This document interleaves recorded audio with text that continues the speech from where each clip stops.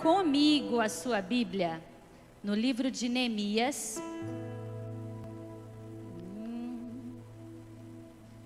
Livro de Neemias, capítulo 1. Nós vamos ler só um trecho do livro de Neemias.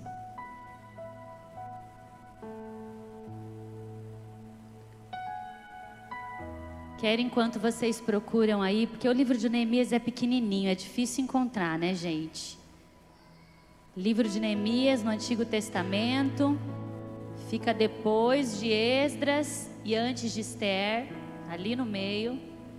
Enquanto isso, meus teens, a paz do Senhor, meu semear, a paz do Senhor, amém? Cadê essa equipe jovem da igreja? Vamos dar um glória a Deus aí bem alto? Aleluia, tivemos ontem um culto tremendo. E eu quero dizer que você que não veio, mês que vem, no sábado que antecede a ceia, nós estaremos aqui novamente aguardando vocês, tá bom? Todos são convidados, amém? A gente não tem restrição de idade, é um culto de jovem, mas quando a gente fala jovem, é a alma jovem. Pastora, fica em casa que ela é mais senhora, né, pastora? A gente que é mais jovem, a gente vem para adorar o Senhor, levantar a mão, curtir. Se você puder, esteja com a gente, foi tremendo. Quem aí achou tremendo o culto de ontem? Dá um glória a Deus. Glória a Deus. Encontraram? Livro de Neemias, capítulo 1, versículo 1. Assim diz a palavra do Senhor. Palavra de Neemias, filho de Acalias. No mês de Quisleu, no 20º ano, enquanto eu estava na cidade de Suzã, Hanani, um dos meus irmãos, veio de Judá com alguns outros homens. E eu lhes perguntei acerca dos judeus que restaram, os sobreviventes do cativeiro, e também sobre a cidade de Jerusalém.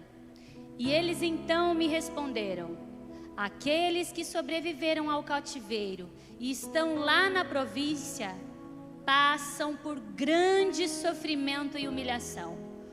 O muro de Jerusalém foi derrubado e as suas portas foram destruídas pelo fogo. Amém? Pode fechar a sua Bíblia. Pai querido, eu quero dizer ao Senhor que neste momento eu entrego, Senhor, a minha mente, os meus lábios, todos os meus pensamentos, tudo que é meu, Senhor, eu entrego a Ti. Que a Tua palavra venha ser como flecha no coração dos Teus filhos. Que tudo que estiver, Senhor, tirando a sua atenção, que em nome do Senhor Jesus, caia por terra agora. Que nós sejamos transformados pela Tua palavra. Que nós sejamos encorajados pela Tua palavra. Que nós sejamos exaltados e exortados pela sua palavra, para que ela venha se fazer presente na nossa vida, no nosso coração, em nome de Jesus. Amém? Quantos conhecem a história de Neemias? O livro leva o nome do próprio autor. E se você lê, você percebe que ela é escrita toda na primeira pessoa. Ele já começa: eu recebi a mensagem do meu irmão. Neemias, ele mesmo escreveu este livro. Ele é o autor desse livro da Bíblia. E nesse primeiro capítulo, ele já nos traz uma má notícia. Ele já nos informa que Jerusalém tinha sido novamente derrubada, novamente saqueada, destruída, e que as muralhas que estavam ali em torno desta cidade, que eram tão conhecidas pelo seu tamanho e pelo seu poder, tinham sido derrubadas. Eu não sei se você sabe, mas Neemias nunca foi a Jerusalém antes disso. Eu não sei se você consegue perceber como é que quando um homem é escolhido para uma obra de Deus, já estou saindo no meu esboço. Quando o homem é escolhido para uma obra de Deus, ele não precisa conhecer ou estar ou viver aquilo para fazer o que é necessário. Porque quando alguma coisa se torna necessária para Deus, Ele levanta o que for preciso para que ela seja feita. E nós precisamos entender que existem obras necessárias na nossa vida para serem refeitas. Eu sei que quando a gente começa algo novo é muito bom. Quando a gente começa algo diferente é muito legal, porque a gente começa algo do zero. Parece que tudo vai dar certo. Quando a gente tem o primeiro filho, quando a gente tem a primeira casa, quando a gente tem o primeiro emprego, a gente vai cheio de expectativa, porque a gente está começando algo novo. E aquilo que começa do zero tem um sonho, tem um desejo de alcançar um nível máximo de excelência, porque nós desconhecemos o caminho desse começo. Agora, quando a gente precisa recomeçar algo que já existia e que veio a acabar, quando a gente precisa recomeçar algo que antes era um orgulho para nós e que foi destruído, sabe-se lá por qual motivo, a gente sempre parte do princípio do medo. A gente sempre parte do princípio da angústia, da vergonha, porque aquilo que outrora era bom se fez morto, acabado. Eu vou dar um exemplo para vocês. É muito bom, e a gente sempre vê isso quando uma criança vê uma piscina. Eu amo criança, todo mundo sabe, então vamos lá. Quando uma criança vê uma piscina pela primeira vez, ela acha que ela vai andar sobre as águas, porque ela nem se prepara para pular. Ela vai querendo caminhar, e ela vai numa expectativa, ela vai numa empolgação, ou se ela vê que tem alguém submerso naquela água, ela acha que ela vai conseguir sem nunca tentar. Ela se joga, que pode respirar por baixo d'água. Agora, é diferente quando você já foi em uma piscina e se afogou, quase morreu. Você tem medo da piscina, você tem medo de entrar naquele lugar. Você nem ensina os seus filhos a nadar, porque você já não sabe, porque você teve um problema naquele território. As expectativas de natação, de diversão dentro de uma piscina foram frustradas com sucesso, não é mesmo? É diferente quando a gente começa algo novo e quando a gente precisa recomeçar algo que teve um fim ruim. No ano passado, no mês de maio, a minha mãe sofreu um problema na casa dela. Caiu uma grande árvore, destruiu a casa, condenando ela. E a mudança para essa nova casa foi algo muito doloroso, porque em meio aos entulhos a gente tinha que tirar o que dava para usar. Então, algo que deveria ser bom, uma nova casa, um novo lugar, era algo doloroso para se iniciar. Não tinha alegria, não tinha satisfação. Isso acontece em todas as áreas da nossa vida. Quando nós temos um casamento frustrado, quando nós temos uma família frustrada, quando nós temos um relacionamento afetivo frustrado, quando a gente vai começar novamente, isso machuca, isso nos traz medo, nos traz angústia. E a mesma coisa acontece quando nós temos uma decepção espiritual. Eu não sei quantos de vocês aqui já tiveram o problema de sair da igreja, de sair dos caminhos do Senhor, de se desviar. E todas as vezes que a gente busca encontrar um motivo para voltar, a gente não tem coragem.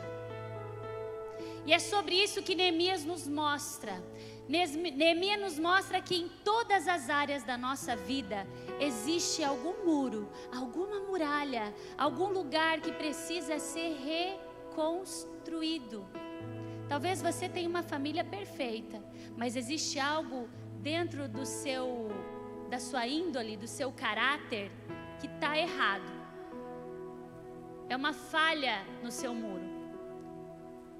São destroços marcados talvez pelo seu passado, talvez pela vida que você viveu, ou talvez por uma cópia das pessoas que estão ao seu lado, em que você cresceu, e aquela falha de caráter, aquele problema pessoal, você acha tão normal, porque você se acostumou a viver com aquilo mal feito, você se acostumou a viver com aquilo que não está bom. E o bom de saber que quando a gente vem para Cristo, é que Cristo faz em nós tudo novo, tudo de novo. A verdade é que Neemias, quando ele olhou para os muros de Jerusalém pela primeira vez, ele não veio até Jerusalém para somente reconstruir os muros. O que ele pensou que fosse uma obra física, se tornou uma obra espiritual. E existem coisas na nossa vida que para a gente pode ser tão pequenas que não precisam ser notadas, que não precisam ser consertadas, mas que vai produzir em você algo tão grande, tão maior, porque o que Deus quer nos mostrar é que sempre existe algo em nós para recomeçar. Eu não sei qual parte da muralha da sua Jerusalém está aí em ruínas, mas hoje Deus me trouxe aqui para te dizer que no dia da ceia é tempo da gente avaliar. A gente precisa fazer na hora da ceia, pastor Antônio, igual Neemias fez quando chegou em Jerusalém. Ele subiu no cavalo e por 3 dias ele avaliou o muro de Jerusalém. Ele olhou para as ruínas de Jerusalém e observou o que tinha destruído, quais os fundamentos estavam acabados, aonde era necessário ir mais fundo. A Bíblia me diz que Neemias chega a descer do cavalo para alcançar o lugar aonde o cavalo não ia, porque existem pontos da nossa vida, fatos que aconteceram, que a gente não quer mexer. É como eu disse para você, todo recomeço tem um cadáver, todo recomeço tem algo que cheira mal, que nos traz más lembranças e que a gente quer deixar escondido, guardado. Hoje você, Jerusalém,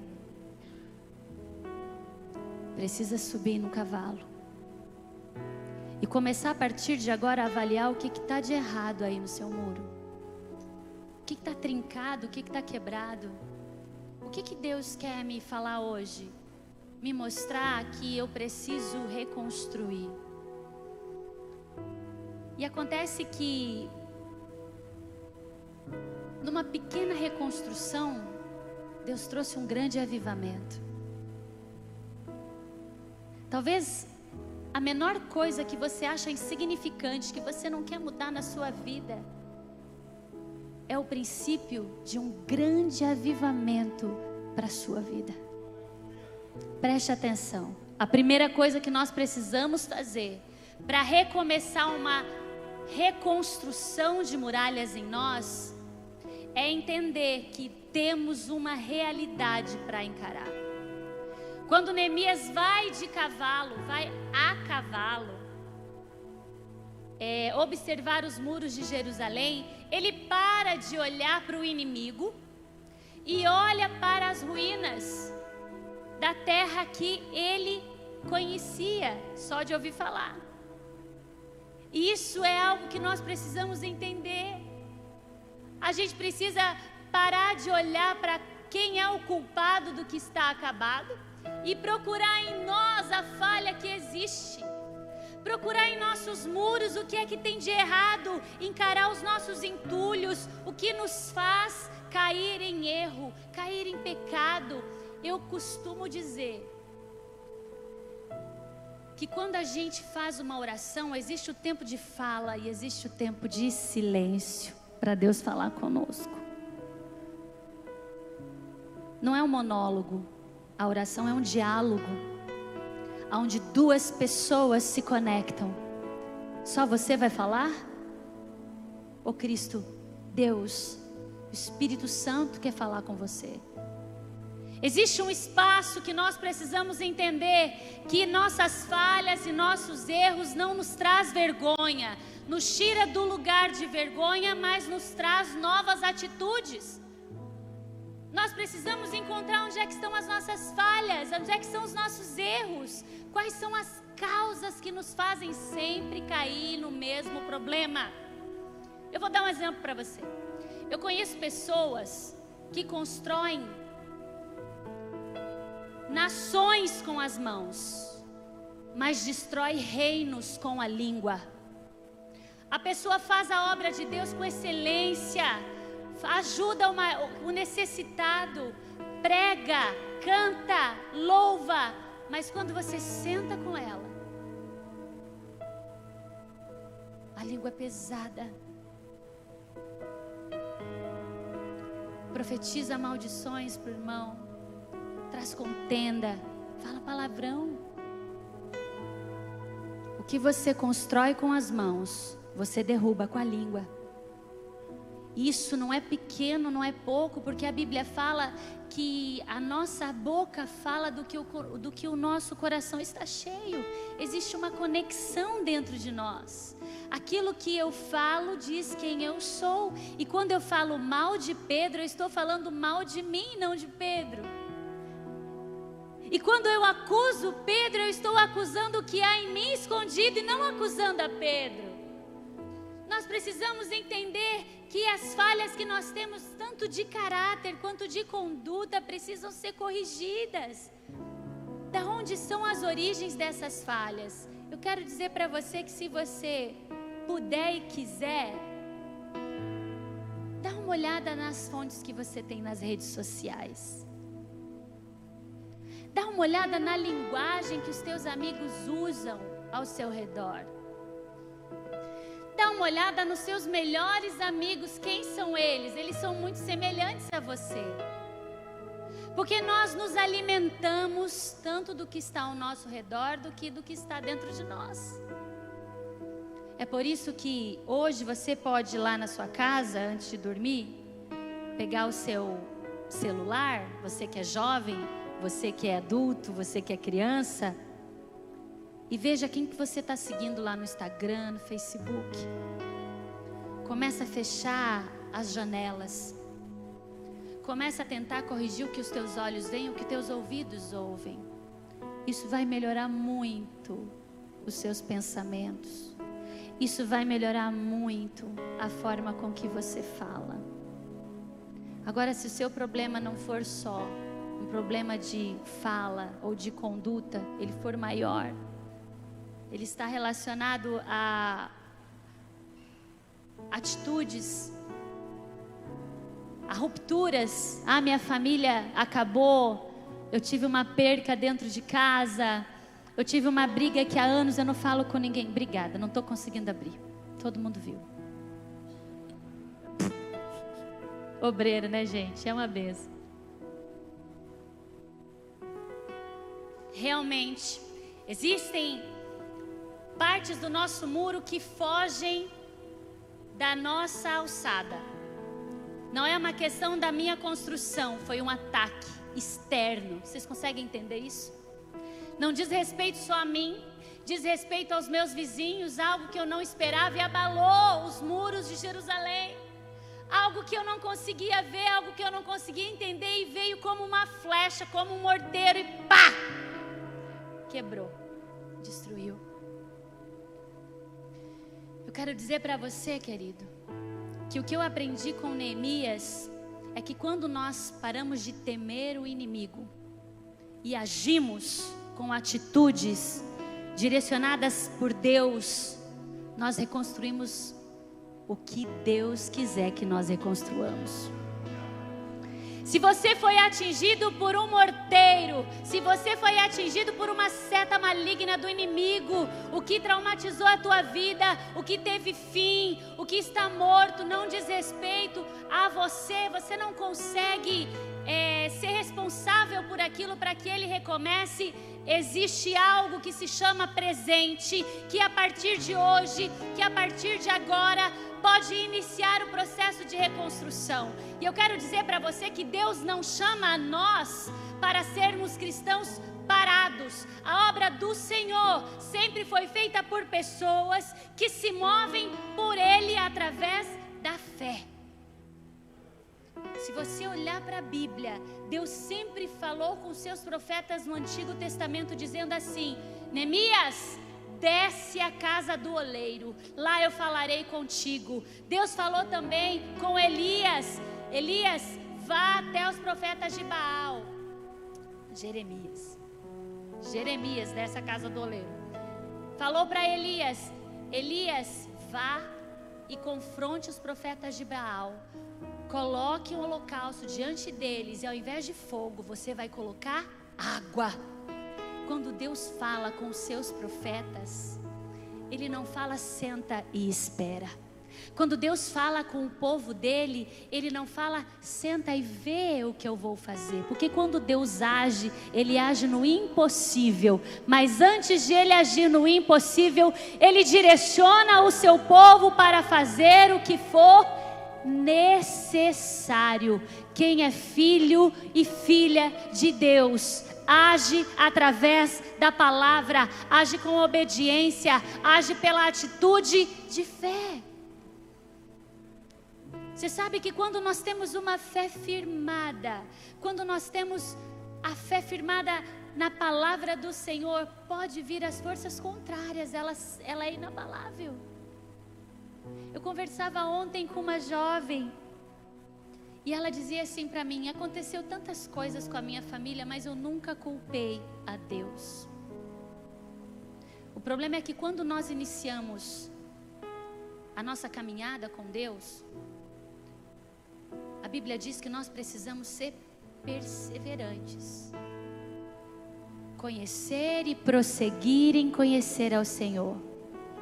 E eu não sei vocês, tem muito crente que tem déficit de atenção na fé. TDAH, pastora. A gente perde o foco no meio do caminho. A gente está lá, Jesus, Jesus, Jesus, tecladista, toca bem, homem de Deus, Deus te usa. E aí você para de olhar para Jesus e olha para um homem de Deus. Aí você está lá, Jesus, Jesus, Jesus, e vê um profeta que fala a boca de Deus na terra. Aí você começa a olhar para o profeta, desvia o foco da fé.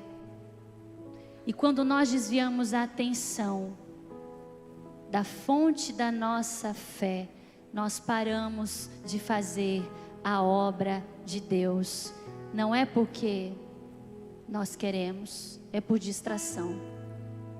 Quando Neemias vai até Jerusalém, Neemias por 6 vezes é convidado a se distrair, afrontado também a se distrair. E eu pergunto para você, quantas vezes você precisou parar a obra que Deus começou na sua vida? Quantas vezes, não pela fé, mas pelo sentimento, a gente decidiu não fazer mais o que Deus começou? Quantas vezes a gente se decepcionou, não com Deus, como diz essa jovem, mas com o homem, e culpou a Deus?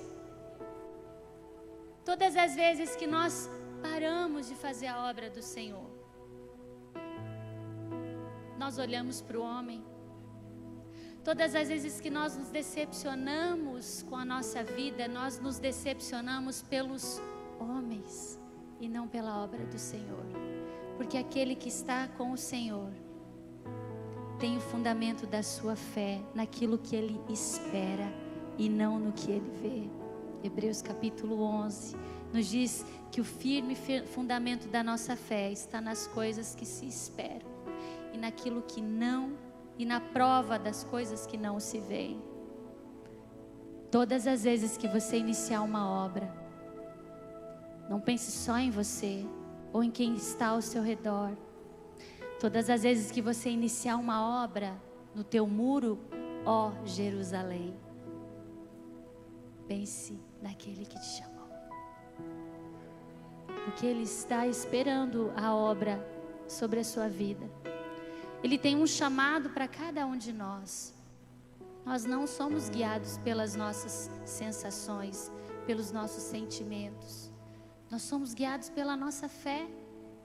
Hoje em dia, o mal da humanidade é o descontrole da mente, o estresse, a depressão, a ansiedade.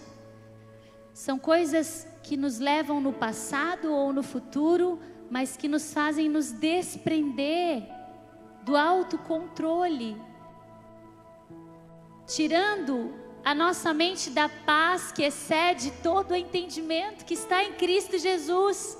E a gente começa a achar que tudo é responsabilidade nossa, a fazer com que todas as coisas possam acontecer. Eu já caí, gente, nisso.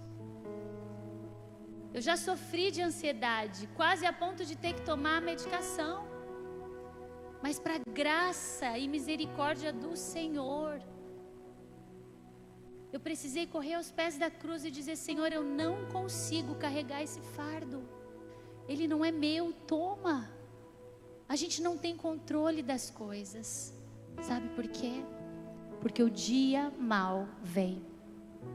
Não é porque nós somos filhos ou filhas de Deus que nós estamos sempre guardados e protegidos debaixo do esconderijo dele, como diz a música, né? E como diz o Salmo. Nós estamos sim. Mas existem coisas que precisam chegar na nossa vida, que nos vão fazer sofrer para crescer. Isso é natural da vida do homem, isso é natural da vida com Deus. A Bíblia nos garante que mesmo em meio ao sofrimento e em meio à angústia, aquele que caminha com o Senhor não sofre perca, sofre transformação. Aquele que caminha com o Senhor em meio ao luto, em meio à dor, em meio às guerras, ganha, mesmo que ele não tenha nada em mãos, porque a sua vitória está no céu, coroa de glória. Nós iremos viver com ele na eternidade.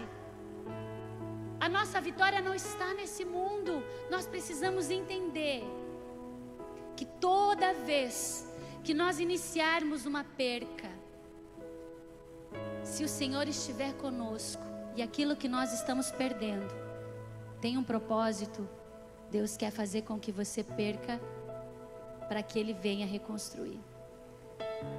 Quem aqui tem algo perdido hoje? Quem aqui deixou de fazer algo que fazia na obra do Senhor? Não levanta a sua mão. Quem aqui pelas dificuldades da vida, e aí na sua casa onde vocês estão, de repente enterrou um ministério?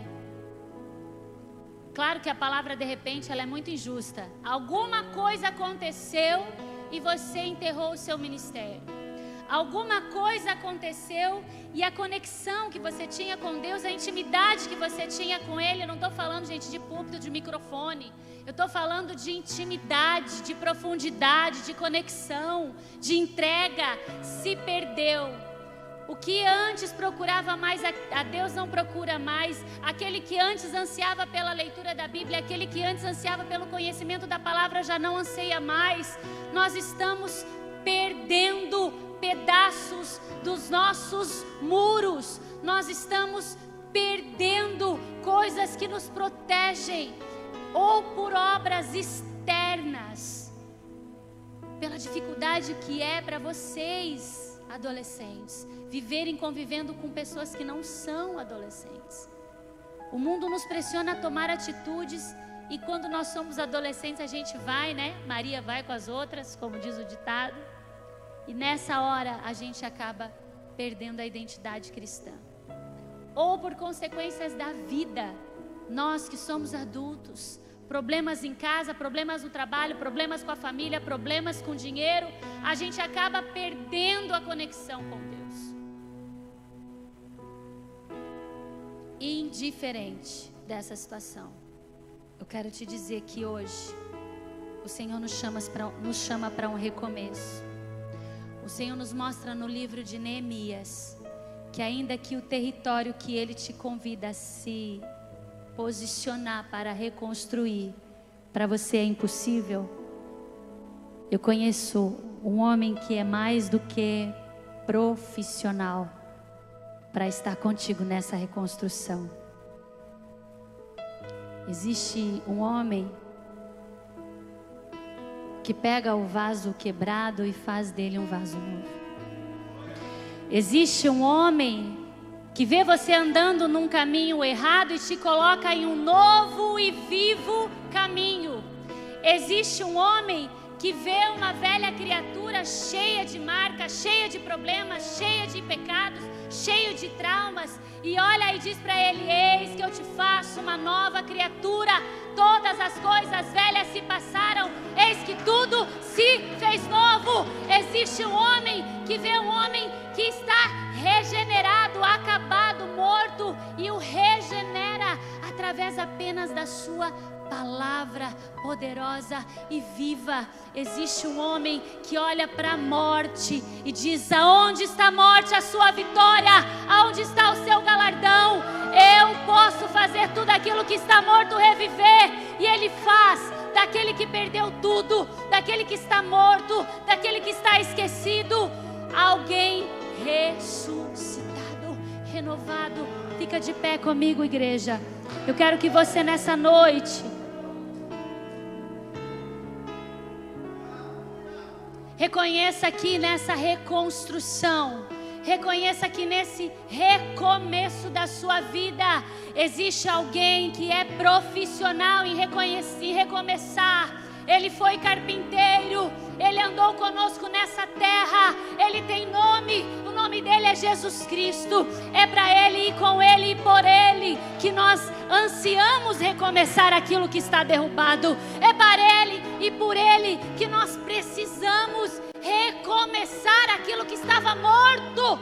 Não é pelas nossas forças, não é para o nosso bem, mas é para o oleiro, é para o Rei dos Reis, para aquele que ressuscitou. Jesus é aquele que convida você hoje, nessa noite, a recomeçar a sua história, a reconstruir os muros da tua Jerusalém. Eu quero que você cante conosco essa canção.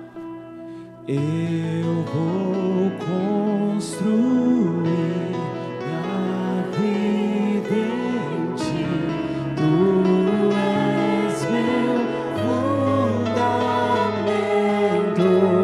Eu vou confiar somente em ti, não vou ser abalado. Reconstrua agora, reconstrua hoje, faça uma aliança com Ele. Sozinho você não consegue, sozinho você não pode, mas com Jesus o vaso quebrado se faz novo vaso. Aquele que está no mau caminho alcança um novo e vivo caminho. Aquele que está todo acabado, aquele que está afundado no lamaçal do pecado, recebe água do trono do céu e é limpo pelas águas purificadoras. Aquele que estava morto ressuscitará com ele. Por isso não desista, prossiga, venha avante. Ele por ele, Jesus Cristo de Nazaré, confiamos em ti, Senhor.